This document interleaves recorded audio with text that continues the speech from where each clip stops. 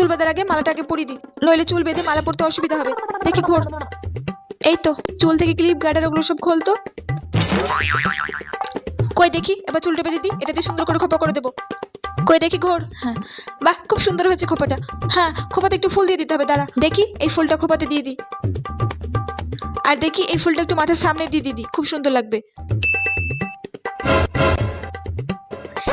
এই তো, খুব সুন্দর হয়েছে। ও হ্যাঁ, দাঁড়া টিপটা পরিয়ে দিই। মা, আমাকে একটু লিপস্টিক পরিয়ে দাও।